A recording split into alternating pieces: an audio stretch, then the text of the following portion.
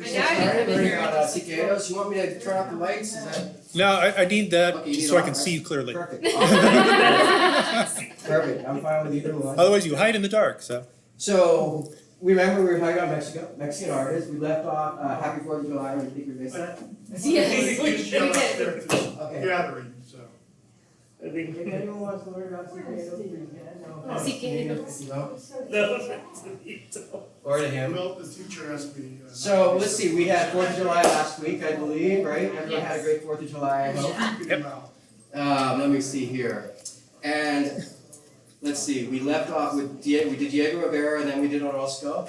And I think you asked about Orozco. Let me briefly show you that because he did have some comments about the epic of American civilization that we saw. He did have a few statements about it, so I just want to show you what he did say. So this was what and you remember what I'm talking about, the epic of at Dartmouth. So this is what he said: the American continental races are now becoming aware, I know you guys can read this, of their own personality as it emerges from two cultural currents, the indigenous and the European.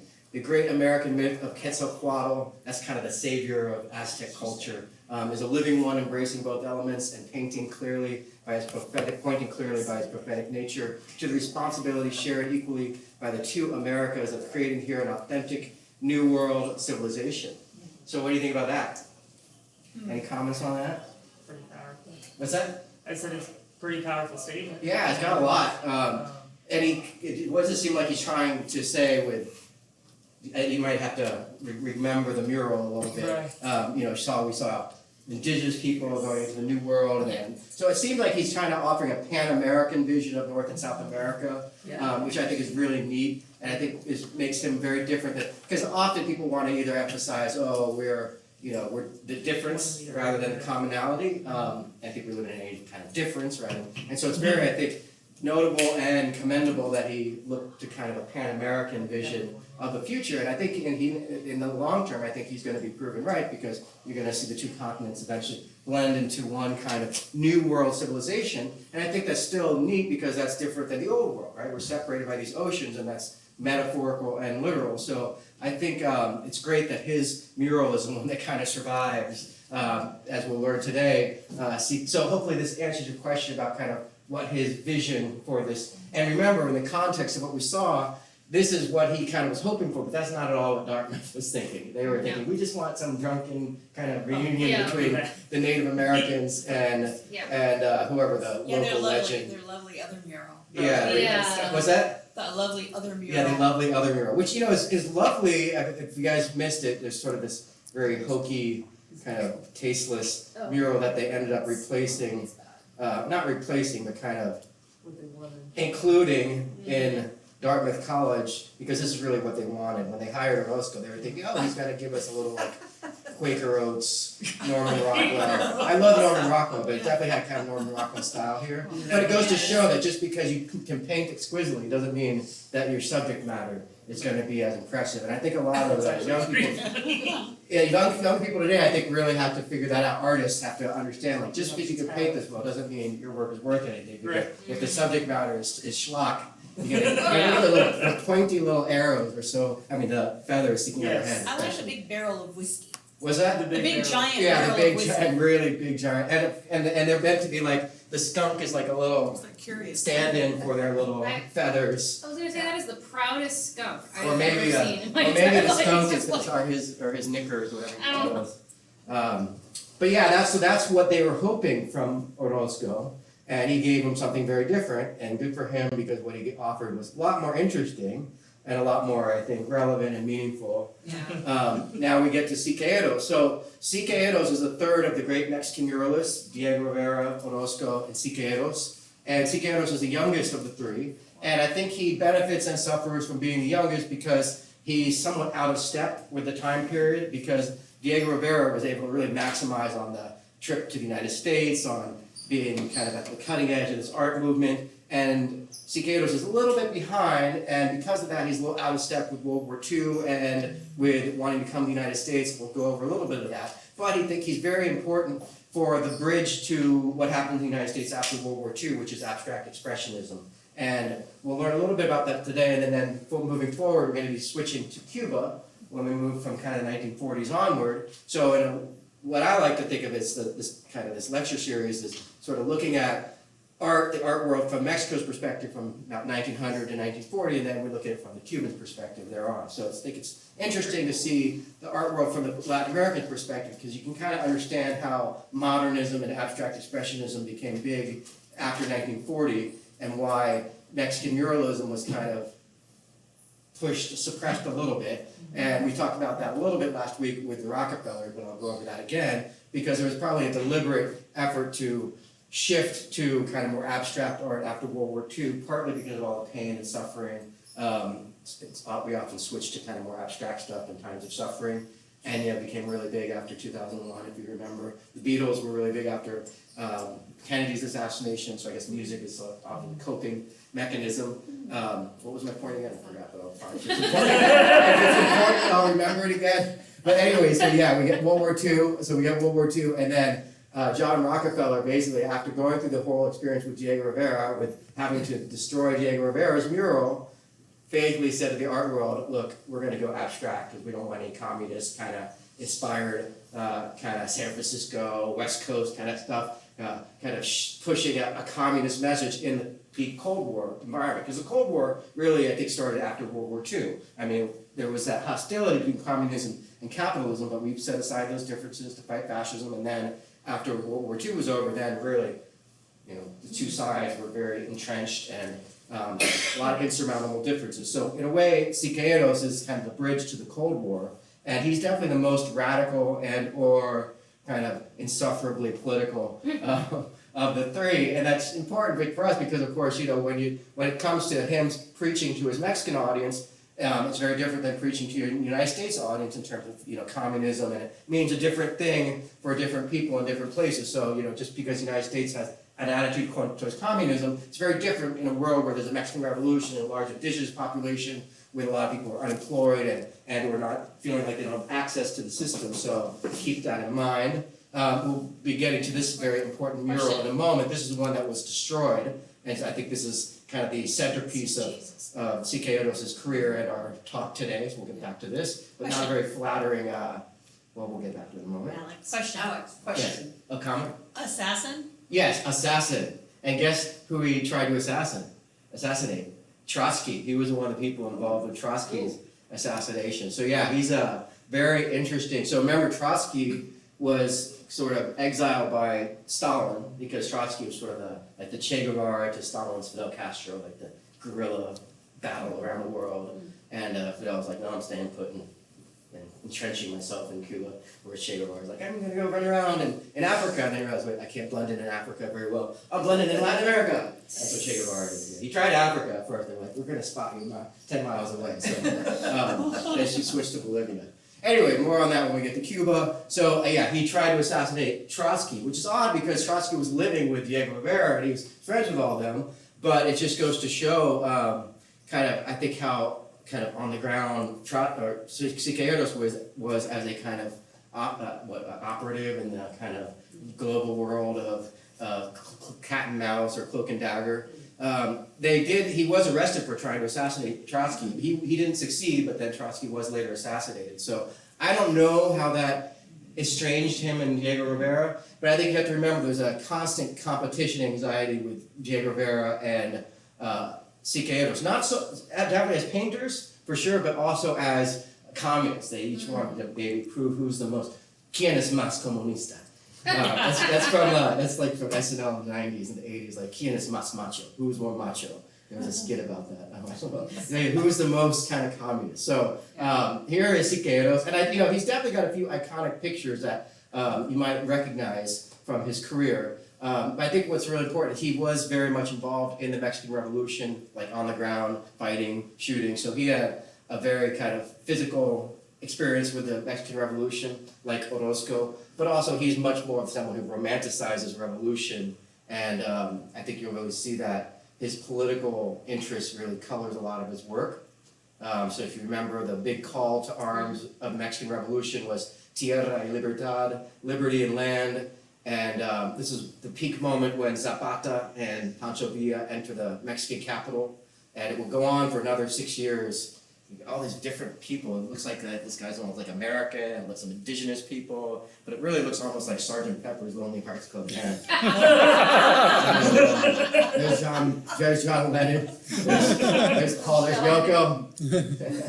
And of course, back in the background of all this is the Soviet Revolution, Bolshevik Revolution in 1917, and that really starts polarizing the world. And of course, Hitler comes along. We'll go over Hitler, I think, when we get to Cuba, and we talk about kind of the role of art and in the time of Hitler and all that. So here are the three muralists. I won't make any jokes about Siqueiros being the younger guy there. And remember, this is Orozco talking about the mural. So definitely the background of all this is kind of this idea of the mural being this sort of this new form of art, or at least this reinvented, reinvented form of art from Christianity, used for telling the story of the Mexican Revolution. So what else is going on in the world in the 1920s, 1930s? What's the new art form? Or the new sort of form of expression that people are all, ooh, ah. Like today it would be like AI, right? It would be like ChatGPT, virtual reality would be the next thing. So what was it back in the 1920s and the 1930s? Cubism? I'll give you somewhere over Movies? there. Movies? Well, movies. Because I think 1939, that's when we get the first colorized Wizard of Oz. And before that, we had people watching Charlie Chaplin and other Buster stuff Keaton. like that. Buster Yeah. Keaton. What's that? Buster Keaton. Buster Keaton, yeah, Buster Keaton's actually even more fun than Charlie Chaplin because you don't get sound. Buster Keaton was very, very funny. So that's definitely creating competition anxiety because film is like this huge, big mass media and medium, and there's, I think, throughout the art world, whether it's Guernica or Diego Rivera, they're all kind of feeling this, like, we have to be big, we have to be bold, we have to appeal to the masses, so that's definitely part of it. And the other direction is artists like Cezanne are going against the grain because they're like, well, let's reinvent painting in light of photography. And so there's a kind of tension between small-scale easel painting and huge-scale muralism, and there's not much kind of reconciliation between the two, and they both have kind of very different, even though they're both art, but they both kind of speak to a whole different language. So muralism is public, it's institutional, it's for everybody. It's not like a window into like a landscape. It's really a huge cinematic experience. Whereas an easel painting is like private and personal and meant to be on your wall and perhaps more commercial. Of course, if you get really critical of easel painting, then you also have to kind of throw out Frida Kahlo. So you understand they both can coexist, but it's very hard to kind of have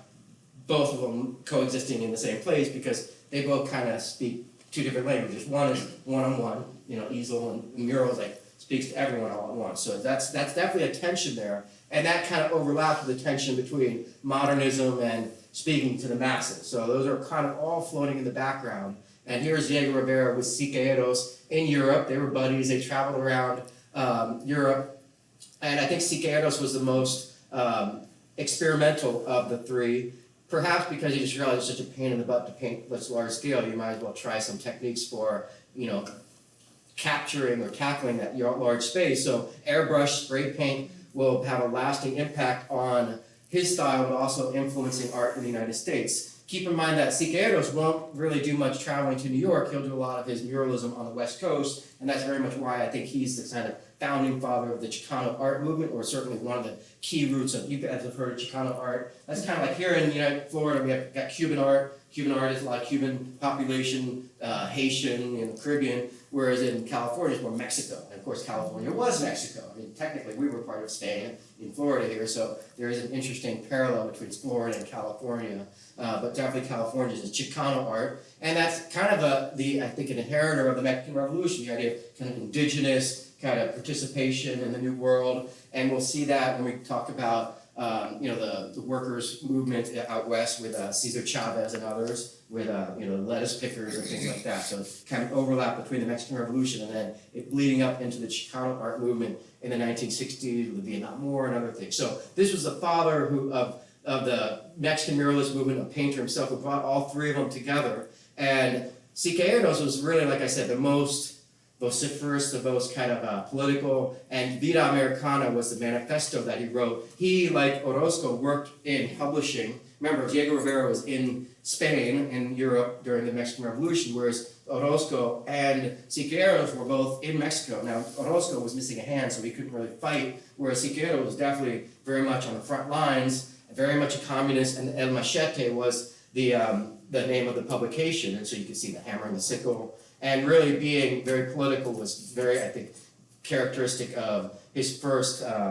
his basically approach to art. So it says, we abandon literary motives, we make a kind of pure formal art. This is the manifesto that he wrote. The preponderance of the constructive spirit, of the decorative analytical spirit, basically, and harmful influences and new tendencies. He's basically saying we reject the European commercial, private easel stuff in favor of something more experimental and more kind of true to the new world. And so we see a lot of that in two other artists too, but each has their own kind of spin on it. In the case of Diego Rivera, it's very much about elevating indigenous culture, bringing them back to life. Orozco is that Pan-Americanism. And here with Siqueiros, it's kind of about, I think, experimentation and rejecting European art. And I guess we'll kind of see how that plays out. We don't need to. Oh, by the way, interestingly, he really rejects the idea of like flatness. Flatness is so important for abstract expressionism. Go really big, but keep it really flat. And by flat, I mean no illusion of depth, nothing that makes it feel like there's volume or dimension, because that's a big no-no, because photography could do that. So why do that? So European art is about going really flat, like we see with Guernica, and to varying degrees of accessibility to the masses. Like Guernica, I think a lot of people will get, but the more abstract and flat you get, the more it just becomes this elitist, snotty kind of stuff that most people can't really understand. And it has its own place, but certainly not useful for like the Cuban Revolution, abstract art, or for the Mexican Revolution. So here's some early examples of Siqueiros in Mexico. I'm not going to focus too much on his work in Mexico, just to show you kind of him developing a style. Already you see this bright blue, and you're going to see this bright blue and bright red become certainly one of the themes in his work, and this red cape becomes another element that we see a lot. I think he destroyed this. I can't remember why. I think there were some political elements that were looked down on by locals, or they vandalized his work. So not much survived, but you could see that he basically he was told to stop being so political, and he said, no, I'm going to still be political. So good for him for sort of holding his own, but he was fired, and this is his first exile in the United States. Somewhere around now, he meets Eisenstein, who's the big Russian filmmaker and kind of famous kind of developed film theory about editing and how film and editing is of course key element of film and time. But I think more importantly, as a muralist, you can't help but look at film and say, whoa, this is kind of big and accessible to the public. So this is definitely kind of something that inspires a lot of the painting of Siqueiros, seeing how Eisenstein, who was a Russian filmmaker, Soviet, I should say, at this time. And the Soviets were using film the way the kind of Mexican muralists were using muralism. It's kind of a very useful tool. And I think you can appreciate that film has a real value. We'll see this in Cuban Revolution too. And you know, it's in terms of painting, you know, if you go too abstract, it's not so valuable. So you can really almost see that there's a anxiety competition between muralism and film. And here's Siqueiros painting some paintings that are kind of inspired by Eisenstein. And I think even here, Siqueiros' some of his work really has that film quality to it. And I think you can see it's almost like AI, or like early versions of like cloning images and stamping them like CGI Battlefield, like Lord of the Rings. So it really does feel like he's anticipating that like computer technology. So I would have really loved to see Siqueiros like on AI. So he would have really had a lot of fun. So we'll get to that, but you can really see how film is having a big influence on his own painting. And so he goes into exile to Los Angeles, sticking to his guns, and paints 3 paintings. One of them is this one here. And I don't know where the Chouinard, that French is not so good, that doesn't sound so bad. I don't know where it is, I think it's in Los Angeles. But I think you can see he's got this kind of, it looks like he's using airbrush too here. You can see him down there demonstrating to the guys there. And I see that here, kind of this looks like he used some Yeah. kind of stenciling. Yeah. Right? So it's interesting because another part of the manifesto is you want to engage people and you want your murals to be less passive. So I can see him kind of using different elements that kind of feel like it's not just a painting on a wall, but a little more kind of like has some relief. And I can't help but think of Banksy. He's got the Banksy. We should go to a Banksy show. Go to a Banksy show on the weekend. Because Banksy's big on stenciling, and as an institutional critique, you take the artwork out of the gallery, out of the museum, you stencil it on the wall. That's definitely key to Banksy's approach. So you could maybe draw a line from Banksy back to Siqueiros in terms of airbrushing and stenciling. And what do you think is actually going on in the picture? I know they're not the best quality, unfortunately, but I couldn't find too many better than this. What's actually going on here? Somebody's trying to rile them up. He's trying to like convince them, Yeah, like it looks something. like he's like, Yeah, it looks like some kind of like that stove saying on a stove box. So definitely, my impression is radicalizing a bunch of workers. Like, who's this guy? Like, communism? Das Kapital? And so this is the kind of thing where you're going to be maybe pleasing the communists back in Mexico or in San Francisco or LA, wherever. But now you're definitely going to be kind of getting the attention of capitalists who might say, well, this is not what I want on my wall. But I think it's perhaps, and perhaps it's a little bit of him copying and or rejecting Diego Rivera. Now there's some overlap. So Diego Rivera's definitely got this romantic. So we didn't really go over his easel paintings, but these are definitely his iconic works. You've probably seen at least one of these two, if not both. And they're very lovely paintings, especially the one on the right, kind of showing some mercy, helping up the flower vendor. But he's definitely romanticizing indigenous culture in a way that you don't see Siqueiros. Really don't see any romanticism. It's kind of too bad because it could use a little bit of romanticism. It's so kind of almost like you can feel the Eisenstein here. So this is a painting he did in Los Angeles. So this survives. It's in someone's residence. So you probably have to knock on the door to get in. Excuse me, I'd like to see the Siqueiros, please. And so it's a portrait, and well, you tell me, here's a photograph from Mexico around the late 1800s, so you can kind of see typical Mexican kind of mestizo, mixed culture, blending European and indigenous. So I think that's probably what you're seeing here, kind of an unflattering or very kind of, unflinching appraisal of Mexico, quote unquote, today in 1932. And I'm pretty sure this is one of the Mexican presidents named Calles. And I'm not sure totally what's going on here, but it looks, you tell me, you see the red, you'll see this red blanket again. But it's not red, it doesn't really, there's nothing really, it feels like he's just trying not to look like Diego Rivera, doing his best to not flood it with people. And it feels kind of like Orozco in a very kind of cold, not romantic view of Mexico, but it definitely is not like going to make you want to go to Mexico. is the guy behind him wounded or dead? What's that? Is the guy behind him like wounded or Well, dead? yeah, I think these are, I'm not totally sure. When I looked it up, it said something about Calles and being a criticism of Calles, who was president like 1924 to 1928, running off with a bunch of money. But for me, it looks more like what you see often on Sunday in Guatemala, like once a month you get your paycheck, you see guys stumbling home drunk, spending all their money on alcohol. And it looks like two guys just kind of stumbling on the roadside, but I don't know if that's accurate. That was just how I saw it. So it looks kind of like a very kind of austere portrait of Mexico today. Yeah, but when it says portrait of Mexico today, and this is 1932, that would be right in the heart of the Depression. So Yeah, right, exactly. I'm sure We don't think so much. I'm sure the Depression wasn't as bad in Mexico, but it certainly must have been pretty bad. I would think it would have. Yeah, definitely, and I don't know, and I just don't know, because I know when I think of the Depression of the United States, It which just looks like suffered. homeless people to me. What's that? Like they're homeless on the street, they had no home.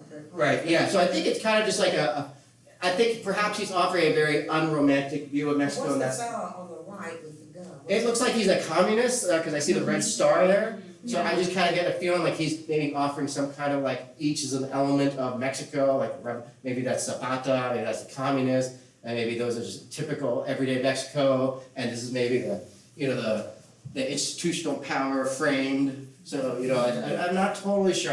I'll see if I can do a little bit more research on this, but it just feels very kind of there's nothing really kind of like there's nothing Pan-American here. He was nothing. in California when he painted. This is in Los Angeles, yes, in California, in exile from Mexico. So this is probably being very critical of the powers in Mexico because he's in That exile. sent him away. Yeah. Yeah. not uplifting in any way. It's No, not no, elevating. and I think, and I don't, and I, not that art needs to be uplifting, but No. it's still at all, there's something here that just feels very like he's upset with Mexico. Yeah, yeah, it's hopeless, they all feel hopeless. Yeah, exactly, and I think that goes back to perhaps what you were saying, the Great Depression, the hopelessness. So Alex, go back to that Yeah. painting again. The guy in blue laying down looks like he might be dead, or Yeah, he sure does. but if you look at his left arm that's coming down, I kind of see a skull there. Oh, skull, interesting. No, a pyre to the left, right there. That's his nose, where his hand is making a triangle. Oh, Okay, yeah, I see what you're saying, And then Tony. the cuff is his right eye. Right here. You're not seeing it. Oh, interesting. You're seeing a skull in that, yeah. Yeah, very Which interesting. could mean he's dead. Oh, yeah. Yeah, so that may be kind of another image here. Interesting. Yeah, very interesting. Good observation. I'll look at But that. you never read anything about that. Yeah, no, I haven't. No, I'd like the one I know a little bit more. Do you have a question too? Oh, no, I was just stretching. That's a great observation. Yeah, there could be a lot more going on here. I'm sure there is, but we'll see the red blanket again. So he maybe this is the beginning of him developing some themes. Yeah, I'm just, in all three of them, the use of the red, the use of the blue, Yeah.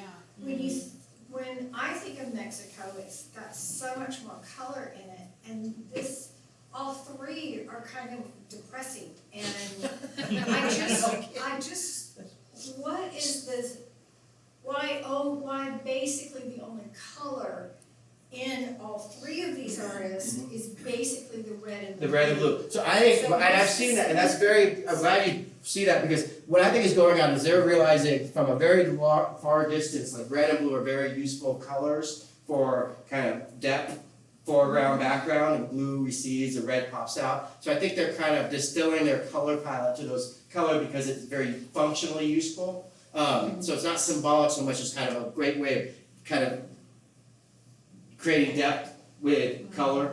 Okay. But I think it's also kind of, there's a radiance to it, there's a kind of like excitement to those two colors because they vibrate a lot. Red and blue are very kind of like the primary color, but they're also kind of very, like your eye reads them kind of, you see a lot of that in advertising for the same reason because your eye really kind of responds to those two colors. So, but we'll see that throughout this because we'll see Jackson Pollock kind of glomming onto those two colors because I really think that color palette really is one of the things that kind of leads into the abstract expressionist movement because there's something about those colors being almost like the distillation of the whole movement.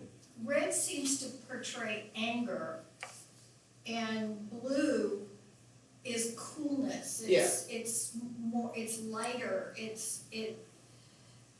When you paint a room blue, you're more comforted when you walk into it. Right. With blue tones, if a room has red tones, it immediately kind of makes you anxious. Yeah, and I'm sure, with Frida Kahlo, she was well aware of the kind of symbolism of colors and mythology of colors, so they could all kind of be reading from the same kind of source of like kind of a color, kind of a theory approach to their paintings that, we're not quite as aware of, but absolutely I think they're all kind of reading from the same source as colors are kind of, just like a designer would, with understanding how colors affect your mood. I was just piggybacking on that, from last year, where we're doing the Renaissance, the blue was, the Right. lapis blues is Right.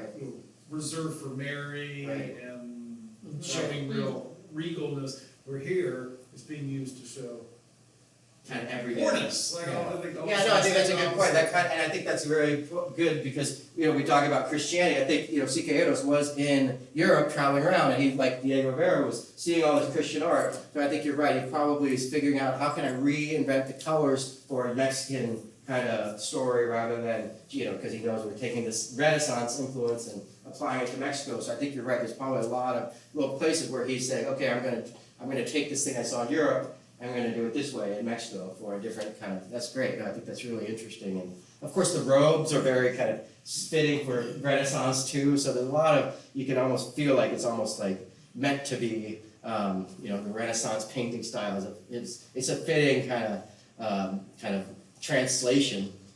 So let's see some more of his work. And, so while Siqueiros is painting Mexico today, Jose Clemente Orozco is in New York painting this for the MoMA in 1931, so there's they're all aware that They're each kind of coming to the United States. Here's Diego Rivera painting his fresco in 1931, and I certainly I wouldn't doubt it that this is the one that made Siqueiros paint his own, guy Yeah. at the. So I think you could see that they're each trying to kind of outdo each other and or maybe figure out what to do in the United States. Like, well, what should I paint? What's Diego doing? Okay, I'll do that. He won't come to San Francisco. He won't come to LA. He won't see what I'm doing. So, Diego Rivera is painting his mural in Detroit in from 1932 to 1933. And so again, that's, this is gonna really make, and the good neighbor policy is this is all part of bringing people from Latin America, Mexico, the United States to we ended up using something like just under half of all the resources we used, natural resources for World War II came from Mexico, which is kind of like us saying, like, well, should we eat from our fridge? No, let's eat from our neighbor's fridge, kind of thing. So, genius. Yeah. And of course, this is Man Control the Universe. Remember, Diego Rivera was basically, painted this, and everyone was happy, Ford, Rockefeller, but then his Mexican communist friends were like, what are you doing, Diego Rivera? What are you doing? You're just celebrating the capitalists. So Diego Rivera was like, okay, and so he offers a much more kind of capitalist on one side, communist or socialism on the other side.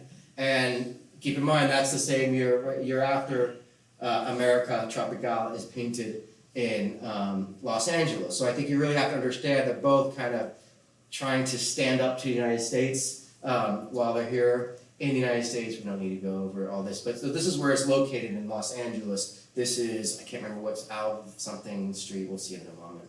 So it's a weird location because it's actually located on the second floor. So I guess you have to go up these stairs or some kind of stairs to the second floor. So it's already kind of, for me, off to a weird start. Yeah, there you can see the location up there. And it was immediately whitewashed, literally whitewashed, when it was painted. And there has been a big effort to restore it and to bring it back to life. This is kind of how it looked, I guess, after the destruction. And here it is, it's kind of a full glory. So why do you think it was whitewashed? Well, Remember, Los Angeles, 1932, the world was very different. I mean, I think even California, probably California back then was way more conservative than it is now. I mean, probably the beginning of it kind of becoming more progressive, but I think even back then it was very kind of low population and very conservative. So what's going on here? It's a crucifixion. Crucifixion, we all agree. And it's kind of not your typical, it's like double crucifixion, the legs and I don't know why, maybe there's some interesting reason for that. Ropes. and is that an eagle? Yeah, so we got an eagle, and in fact, well, it looks like you used airbrush for a lot. That's why you get the small, smooth kind of and the fuzzy, almost blurry parts. So it's definitely some unique style from the airbrushing. So it looks like we have an indigenous figure. I say indigenous because it just looks kind of like either the rustic clothing or just the skin color, but definitely I think it's meant to be an indigenous figure crucified under an eagle.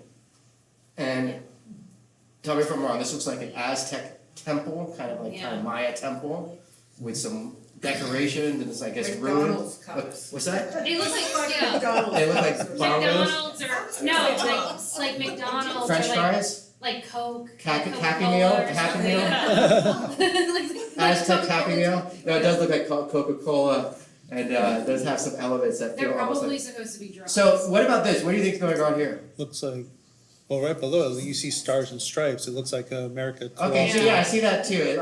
Yeah, maybe stripes, maybe bars here or something like that.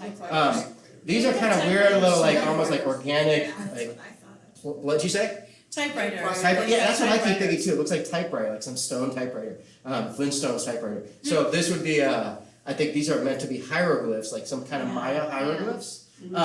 What's notable for me is just like the absence of anything except kind of this guy. Yeah. These two guys seem like they belonged in Portrait of Mexico today, but they kind of arrived here, and then this weird kind of dark crystal kind of, I don't know, Yeah, this little kind of Darth weird Vader. like icon. And it's like a jungle. It could be like Garden of Eden, maybe. There's Like I think you mentioned that, Tony. There's a snake Garden or of Eden. the base of the tree. Like a snake. Oh yeah, the coiled little red snake. So, what do you think was so upsetting about it to people? Because it makes it look like, well, and it's not just the crucifixion, but it makes it look like America, like the U.S. is causing the death of Mexico, because it's like he's being crucified under the country. Yeah, and I think that was really what he was going for. I don't know. Yeah. It was very on the nose. and I very- mean, Definitely biting the hand that feeds you without any kind of, I mean, we had Portrait of Mexico today and we had the guy on the scaffolding, so I guess, but I think you have to kind of see this as like, they each need to bite the hand that feeds them or else they go back to Mexico and they're gonna be told, what did you do? When you were in the Yeah, United States, you yeah, didn't sold stand up out. to capitalists. Yeah. So I definitely think from that perspective, this, you know, to be in Mexico, be like, yeah, my mural was destroyed, yeah. Yeah. They paid me and We they really paid stuck it to those capitalists. Of course, it's so sad you can't go to the Rockefeller Center in New York and see Diego Rivera's Man Control the Universe. I think that's the real tragedy of all this because it will lead to the Rockefeller saying, we don't, this is, I think at this point Rockefeller's like, yeah, we're definitely not going to give him a visa. That's really what happened. They makes it, and Rockefeller hears that. That's right after destroying Diego Rivera's mural. It's like, we're definitely not inviting this guy to New York. And that's what happens.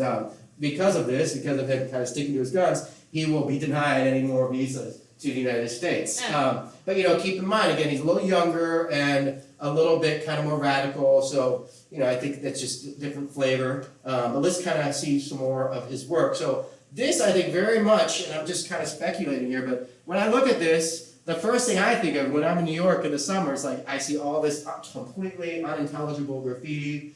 Oh, yeah. And I can't say for sure, but when I think of someone spray paint, I know for sure that Siqueiros is the father of spray painting because he kind of, and so, you know, spray painting, graffiti, I mean, Tagging, yeah. those two go hand in hand. So I can't say that there was some graffiti artist like, I am going to do Siqueiros. But it does seem like he's the guy who brought spray painting, and that's why we have kind of graffiti and this kind of, I don't know if these are meant to be kind of traced back to Maya hieroglyphs, but I think it's just fun to think about like this kind of almost Intentional. nonsensical language Yeah. actually having kind of a Well, root. yeah, intentional or not. they Yeah, wanna- intentional or not, it's- this yeah. kind of more like Cuba.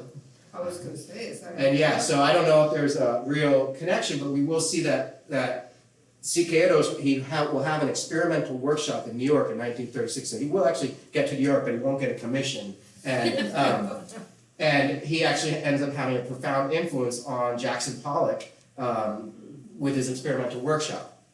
So I think this is like a renewed version of it. Looks like they kind of got the color wrong there, but anyway, so they are kind of bringing this back. Maybe in LA you can see it today. You can still see, of course, Diego Rivera's mural in Detroit, and you know this one's in Mexico City now. So what about the shift to abstract art? So kind of putting this Siqueiros in the context of abstract art. So you know, I think you really have to understand that these muralists are rejecting abstract art because it's really not useful for muralism. Now, Siqueiros will have a few examples of smaller paintings that I think are really neat because they almost, even though he's someone who really hated abstract art because it doesn't speak to the masses, he seemed to have a really natural sense of abstraction. Because when I look at this, it looks like an early Jackson Pollock or like some kind of, if you said, oh, this is an abstract painting from the United States in 1950, I'd say, oh yeah, I can believe that. So there's a kind of quality to his work which is kind of anticipating abstract expressionism without it being at all kind of interested in that. So here's like the conquest of the New World, the collective suicide of maybe the Native Americans. I can't remember which chapter of that story this is from, but this is right around when he has his experimental workshop in 1936 in New York, and Jackson Pollock attends that, and he learns about, you know, it basically implants into Jackson Pollock this idea, and we'll show you some more Jackson Pollock work in a moment, in case you don't know about him. It implants into Jackson Pollock's idea, one, experimenting with different techniques for working on a large scale, but also working on a large scale, because that's really the kind of nature of the game in by the 1940s. Big scale, because you've got film, you've got cinema, and you want to speak to the masses. So I think it's really like a kind of competition with film.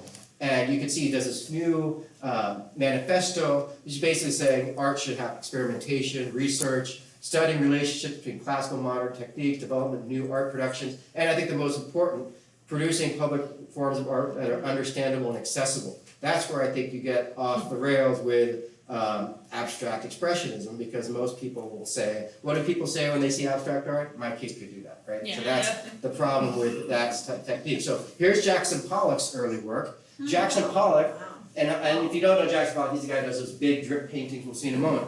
Jackson Pollock, he went on a pilgrimage to go see Orozco's, not Siqueiros, but Orozco's Prometheus. And Jackson Pollock famously said, this is the best painting in the United States, the most expressive. So Jackson Pollock, who was in California, he was a Californian, he went to Pomona College to go pay pilgrimage to see this and was blown away by it. And by the way, you notice those reds and the blues, really, Yeah. it's really something really wonderful about that. I'm still kind of trying to figure out what it is about those two colors and why they each kind of glom onto it.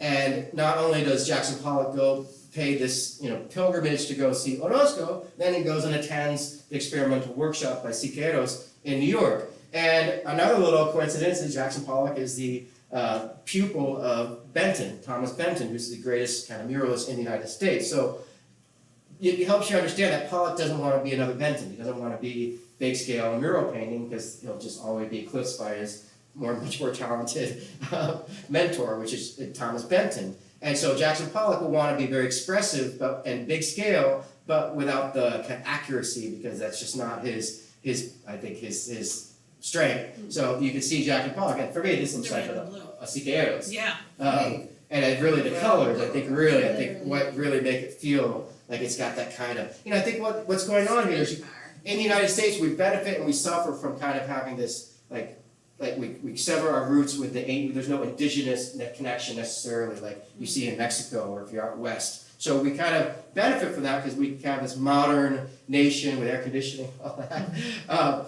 But I think we have a yearning for that deeper connection, whereas if you're in Mexico, it's like easy to kind of say, oh, I got that deeper connection everywhere. It's on the walls, it's in the floor, it's in the air. And so I think Jackson Pollock really wants to have that authenticity without feeling like he's got it. So that's where Siqueiros kind of gives him And he that. sprayed this. Yeah, I think this is Because all. you see the spray, the black Yeah, blob is yeah, definitely that's a little- sprayed, and then the way the color comes off the edges. And it's such a little Jackson spray. Pollock move to do that on the end. Yeah.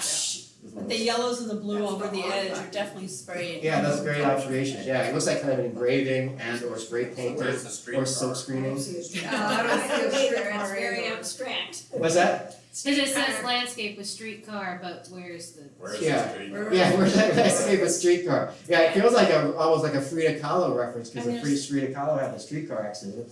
And there's like skeletal remains, it looks like, in the bottom. Yeah, absolutely. I completely agree. So Unless there's, the streetcars, it looks like. yeah, I don't know where the streetcar is. Yeah. But this is the problem with abstract art And is. really carefully. Yeah, exactly. But yeah, this is like why it's hard to kind of, there's something wonderfully expressive about it. I think the question with Pollock is, can you overcome the inaccessibility to the public with expression? And I think that's the real thesis of the abstract expressionist movement.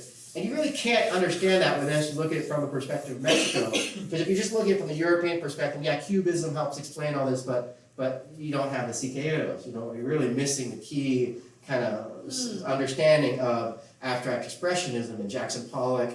And of course you have to understand Rockefeller really going all in on this because he's like, Pollock's great because I can't see the streetcar.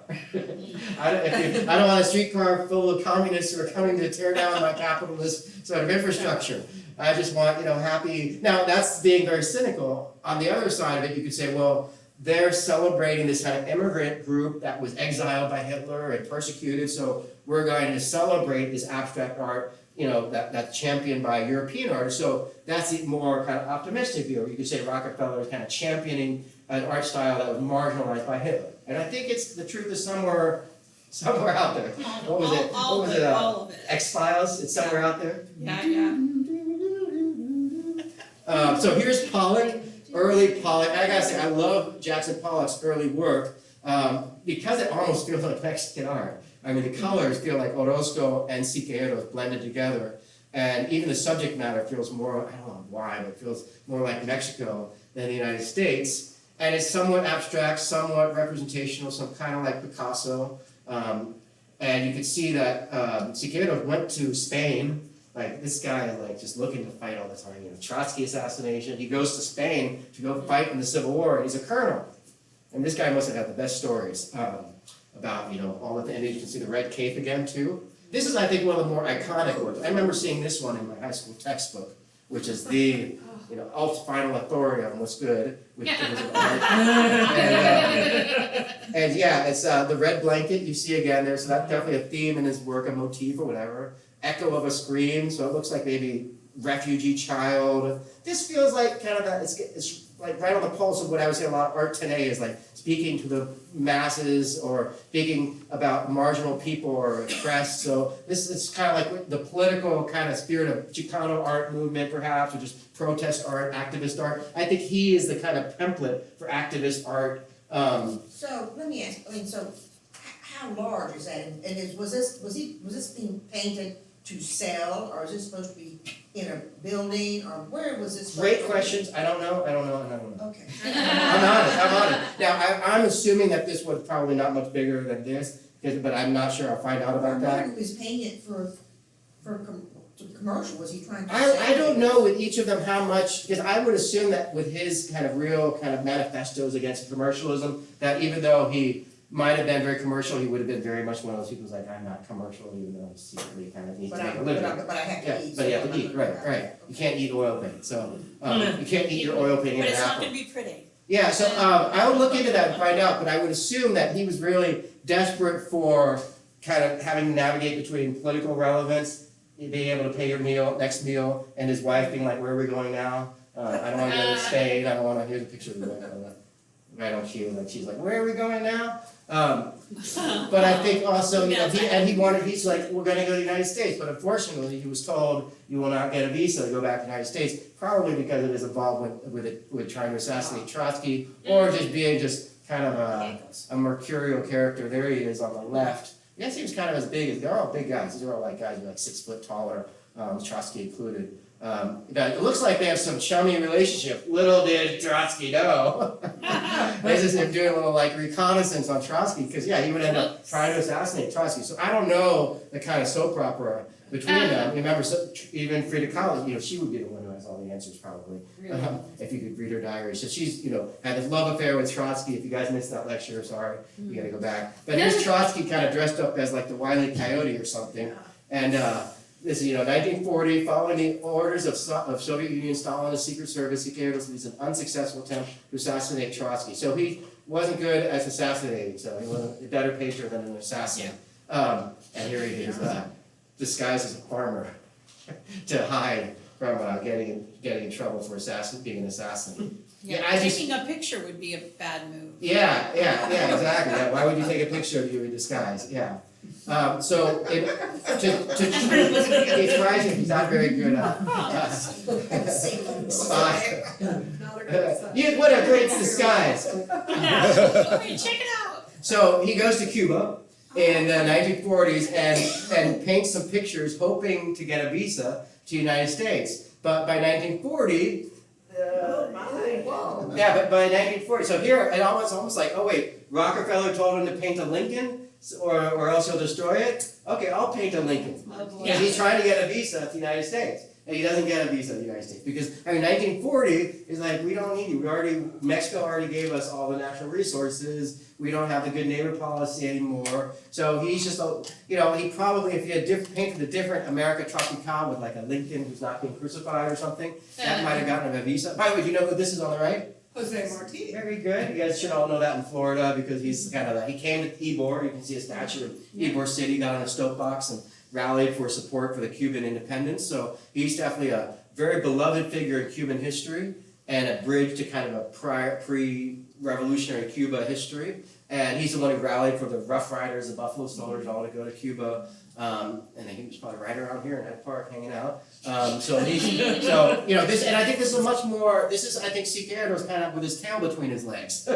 Because instead of showing you crucified indigenous person, kind of austere Mexico today, he's like Marti and Lincoln, like kumbaya, I want to come to the United States. Look at how positive I am. I've got the two most beloved people, the greatest facial hair in the new world, together in one image, and it's not enough. It's just not enough. He doesn't get his visa. But interestingly, he's in Cuba, and I don't know if he actually met with Fredo Lam, but with Fredo Lam, who we'll learn about next time after that, he just had a show at the MoMA. And Wilfredo Lam had been denied a visa too. He was an Afro-Cuban artist, African and Chinese. So he had a Chinese African slave grandmother and a Chinese father.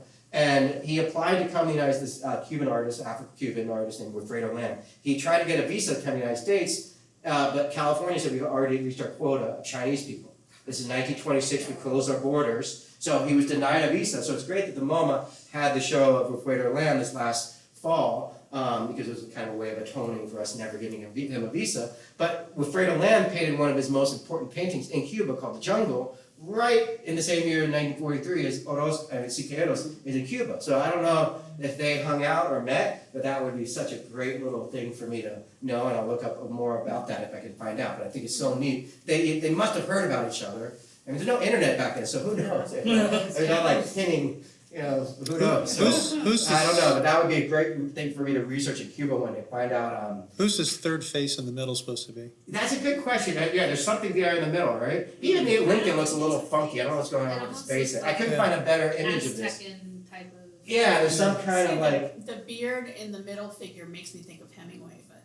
oh, Hemingway? Oh, yeah, I see that. Yeah, no, it might be right. I think you're right. The beard and the mouth and the nose does, I think you're right. I think that, because that would make sense with Hemingway. He had a big friend. Yeah. So maybe Hemingway invited Wilfredo Lam and Siqueiros to go fishing with him.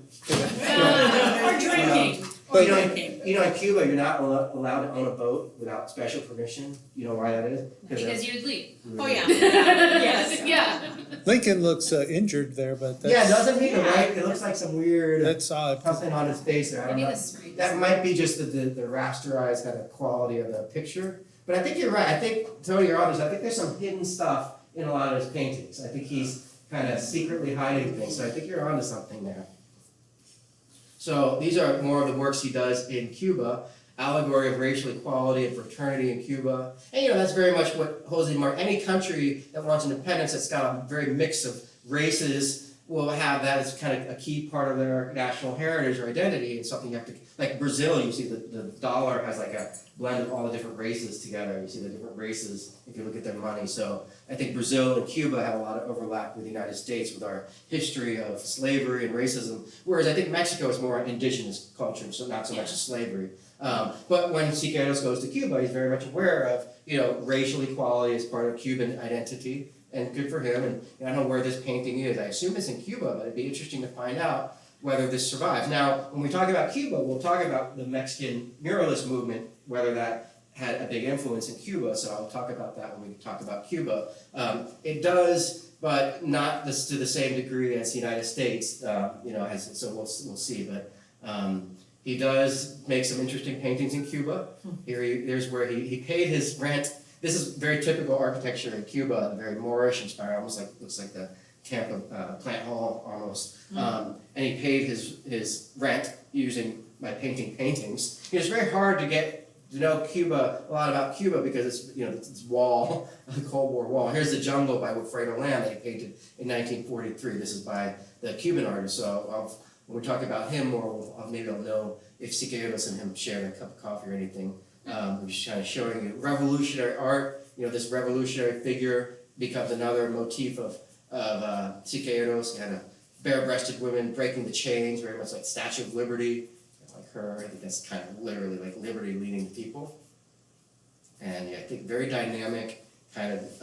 I think you can see the style really. I think becoming more like iconic and positive, not so austere and negative. And you see how big scale it definitely seems like he's mastering the airbrush and or painting at a large scale. And this is right around the time of the Mexican art show. And Siqueiros, I don't think he actually painted something for that. You see some of his work in the show, but he doesn't really have a big role in that show. And remember, he's denied the visa in 1940, so probably he probably saw this whole thing as kind of like, forget the United States.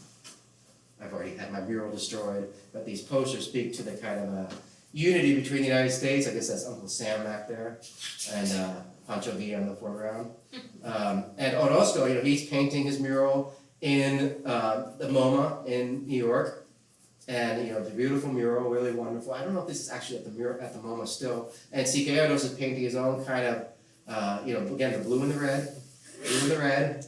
You see that there. I'm glad you saw that because there's something about that. This kind of reminds me of Rosenquist or like an abstract expressionist art from the 50s or something. So you can already see the kind of, there's definitely a place to understand Mexican muralism as it relates to abstract expressionist art. But let me jump ahead now to, I'll show you a few more Siqueiros paintings.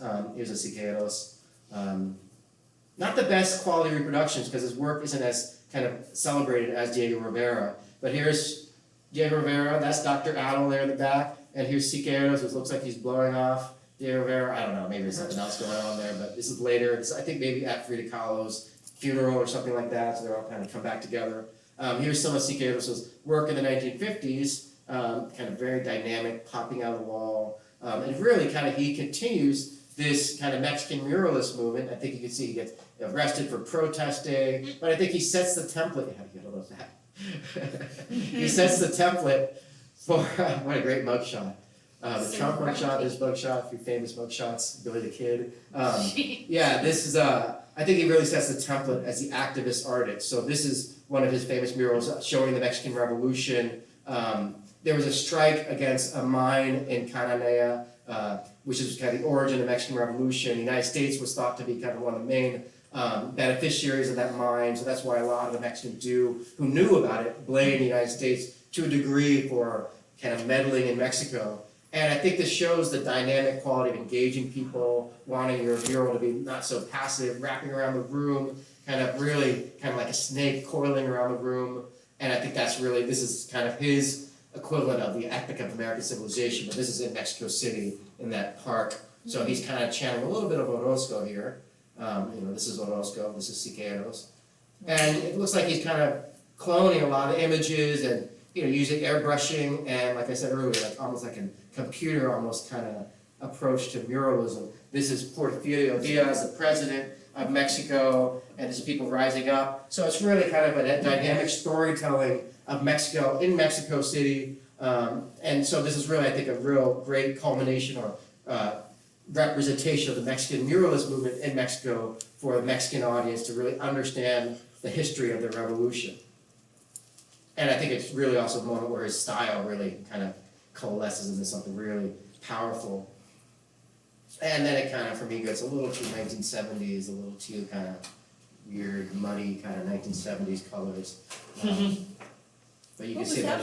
What's that? Go back there, where's that? Yeah, this is a polyforum. This is like exterior. I don't know what kind, I can't remember what kind of building this is. A lot of times it's theater or art places, I don't know in this case, but it's like this very dynamic kind of exterior mural. So he's kind of blending architecture. I mean, it really speaks to, I think, how experimental and innovative he is, to his credit. And I want to show you briefly his, we talk about Pollock, get back to that in a moment.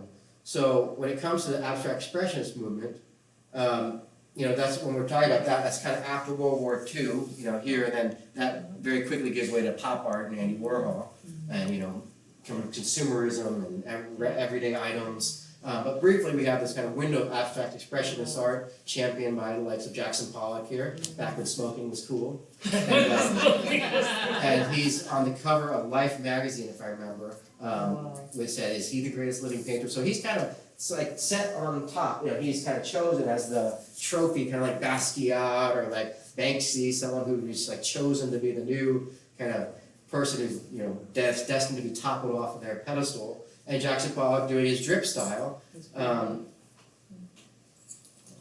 to that. So here's some, again, Jackson Pollock visited Prometheus, kind of did his own. Obviously, he's kind of breaking things down to abstraction, as you can see here, but very much kind of like you see the Orozco here.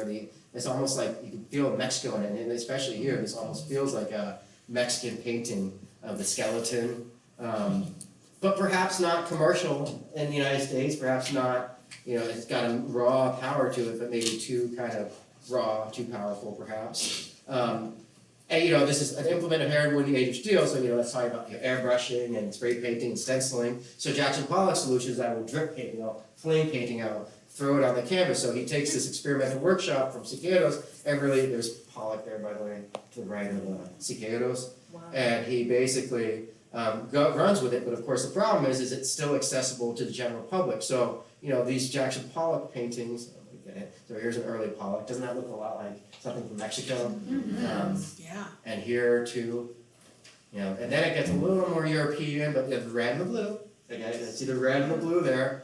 And then he really kind of starts this style before his drip paintings was kind of like wall of color. But I mean, the red and the blue are very much kind of like this little like magical incantation from Mexico. And I personally really like this kind of like style myself. I mean, I used to like it a lot more. I still do like it to a degree. But he goes away from that, and he goes completely all in. Here's Peggy Guggenheim, one of his early patrons with their two little puppies. And he goes to this style. This is kind of one of his first examples of kind of bringing all the things we just saw together. Well, Mexico, Europe, huge scale muralism. You can see how huge it is, and this is really big. It almost looks like Tiqueros. You can almost, without the figures. And the question I think is, so is this Mexican muralism? Is it European? Is this European abstraction? I think it's kind of both and neither. But I think the problem is, it's not Mexican muralism because you're not accessible to the masses anymore. I mean, I think it's great, but this is an example. My kid could do it. A lot of people say it now. You know, your kid probably couldn't do that. I think I'll be an awesome artist. But I think it's about like he's trying to basically say, I want to be big scale. I want to be cinematic. I want to be abstract and expressive. And I think it's again a matter of does that compensate for anything that I can't recognize in the artwork? And that I think is why this kind of artwork will last for a little while. It's big, it's bold, it's very American. But Andy Warhol said, well, there's something missing, which is pop culture. Where's pop culture in artwork? You can't have the art world without pop culture. It's like the internet without jokes, or like without memes. It's like you gotta have a place for pop culture. Because what I think happens is this is very like sacred and holy, almost like you gotta wonder, is this like almost like is abstract art more like religious art because it's kind of in this godlike language of pure form and color? I think that's a very interesting question to think about. Like maybe we've come full circle back to almost like Christian painting without this Christian subject matter, with like kind of a godlike language of color and form, which I think is pretty cool. So when we move forward, when we talk about Pollock or when we talk about Cuba, we'll have to kind of ask this question then. So is this abstract art, is there a place for this in Cuba? And I think you can really quickly understand that this is very, Cuban Revolution is not going to embrace drip painting as the form of expression for Che Guevara and Fidel Castro. And I think that really raises a very interesting question because, just like in Cuba, Christianity or religions were outlawed, likewise, abstract painting was seen as like, and the question is, well, why? It's the way because you have a personal relationship with a higher power. That's not Fidel Castro. It's not like a political figure. And likewise, if you're an artist, self-expression becomes like a form of, you having a personal space where you can operate without needing kind of telling you what to do. What's that? Yeah, independent thought. Yeah, independent thought. So I think that's why it's so interesting to think about. It's not just sort of like ivory tower. It's also like, well, you want a place, and I think this is meaningful for us today because we live in a world now where I think we're so politicized that nothing can be there's no sports is independent of religion, or there's no place where civic society is kind of free from politics. So what is he hiding in the painting, though? What the titles? No, what is he hiding in the painting with good question, with the brown? So he'll layer this stuff on. So you gotta understand, Jackson Pollock would have a big kind of, and his wife was a very talented painter, Lee Krasner too. I think in a lot of ways more talented. But he would have a huge canvas on the ground, and he'd be listening to like Miles Davis and be kind of doing different things to try to experiment, channeling a little bit Siqueiros, probably whispering in his ear. No, more experimentation, more experimentation. And he would do layers of colors, and I think jazz is a great kind of a metaphor for it because he kind of layering sounds and form like jazz music and listening to jazz while he's doing it. So he'd kind of layer one color first, like the ochre kind of bars that you see are kind of one layer, and then you go around and add another layer on top. And I think just kind of intuitively kind of think, okay, and maybe lift it and it would drip a little bit, like, okay, I want to put it back down. So a lot about, some people say that performance art, the whole idea of performance art goes back to Jackson Pollock because of the idea of performing a painting rather than just being a final product. It's really about the performance of the work of art. But the common man isn't going to enjoy that. What's that? The common man is not going to. Yes, the uncommon man will do. I love it, the uncommon man, but the common man, the common man is going to look at this and say, especially a painter, especially a house painter. It's a drop cloth. Yeah, it's a drop cloth. I love it. Some people said it's apocalyptic wallpaper. That was the big. But you got to understand, Jackson Pollock wanted to be unique and relevant and innovative, and certainly, innovation just for innovation, yes. But the problem is he kind of paints himself into a corner. There's nothing worse than being bored by your own work, but everyone's like, oh, I love it. Oh my gosh, I that's like a nightmare experience for an for an artist, I would think. Does that answer your question, Bruce, about the layers? I think he did it with one color at a time, and then would pick a different color and do a whole kind of field of, and then add, it looks like kind of 3 or 4 colors max, mainly, there might have been others, but it kind of looks like he started with the kind of brown. I don't think he's like a hiding, kind of like, there's no like Jackson Pollock portrait underneath. Well, the brown one is geometric. Yeah, so like, I think he like would stamp on kind of like, some kind of like, he'd probably grab his wife's hairbrush and be like, boop, boop, boop, kind of thing. Yeah. I don't know, his wife's hairbrush. Steve, does it look like, the painters that walk into Tanner Paint, like what their clothes look like? So I'm using it, here's a version of, here's some other paintings by Jackson Pollock. I think I've got a Norman Rockwell version of Jackson Pollock. Oh, yeah, that's So, a great story. Before we get back to that, so here's Jackson Pollock after doing a bunch of these in the early 50s, kind of realizes he's kind of like bored with his work and goes back to black and white, really kind of strips down his color palette to black and white, because he really, I think, realized he needs to go back to zero and start again. And it's good, that I think shows some humility, it's great. And he really tries to rebuild, but then he gets in a car wreck and kills the woman he's with and dies. I can't remember if he actually dies in the car wreck, but I feel like it's all metaphorical, spiraling out of control. But I think you can see he's kind of working from that kind of internal, like intuitive place. Where's my, hold on, we'll get back to there it is. That was, There we yeah. go. So here is Norman Rockwell, we all from the dentist's office. Dentist's office, like Norman Rockwell and National Geographic, that's what I think of. And this is like Jackson Pollock, and Willem de Kooning said, this is a better Jackson Pollock than Jackson Pollock.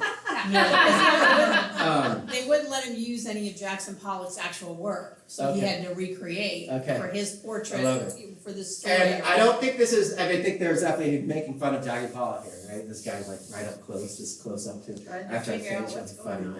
But I think this goes to that, like the tension between like recognizable appeals to the masses and, and not appealing to the masses. And this will be the real dilemma with Cuban art, and what kind of art is suited for the Cuban Revolution? Is it painting? Is it film? Is it do you want artists to have free reign? Do you want them to be propagandistic? And they learn very quickly, you can't be too propagandistic. It looks like a little TP up there on the right. I don't know if that's kind of intentional, to figure that one out. But this is definitely I'd say kind of more like Mexican muralism than Jackson Pollock.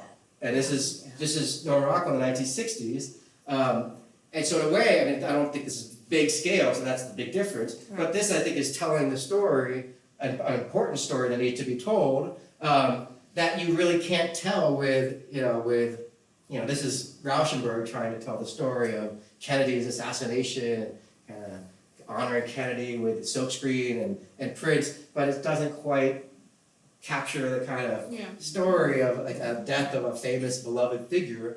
And so I think that's the real problem with Rockefeller kind of going all in on abstract art is, you still need to be kind of tell the story of our time. And so in a way, kind of Rockwell's kind of going this way, and Andy Warhol's kind of like, well, let's tell that story with consumerism and all that.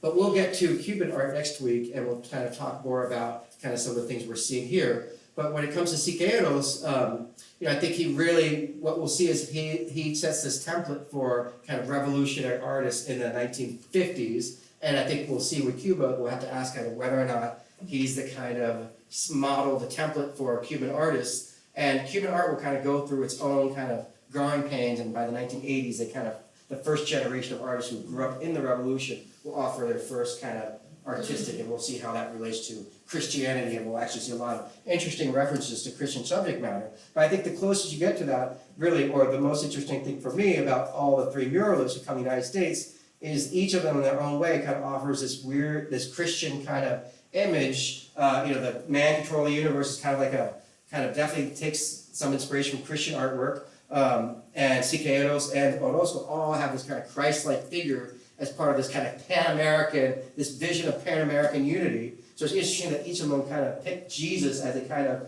common point between the two, North and South. And I think as we move forward, you'll hear more about kind of artists from North and South America kind of cross-pollinating, I think that'll be a great way to, an antidote to the political polarization, I hope. Because that's kind of what it was in a lot of ways, like an antidote to that kind of hysteria about fascism and, you know, bringing this kind of novelty thing from Mexico was really, I think, a great kind of a pressure release back then. So I think on that note, next time we'll pick up on Cuba and address kind of the world from the Cuban point of view and see how Christianity fares in Cuba. And I think that'll be very interesting because, as you probably know, by the end of this next year, we'll probably have a 51st star on our flag, which will be Cuba or something like that. Well, probably not a new star, but I wouldn't be surprised if Cuba becomes like Puerto Rico or some kind of territory, because it needs some kind of change. If you ask the average Cuban, they're like, we do not want socialism anymore because it's just, there's no incentive. Now, the United States definitely has some blame for that with the embargo, but at this point, you know, the Cold War's over, and Cubans really, I think, will really benefit from having a good relationship with the United States, so that's what we'll be working on when we do our class in the future. So I'll see you guys next Sunday, and have a great day. Thank you for being here.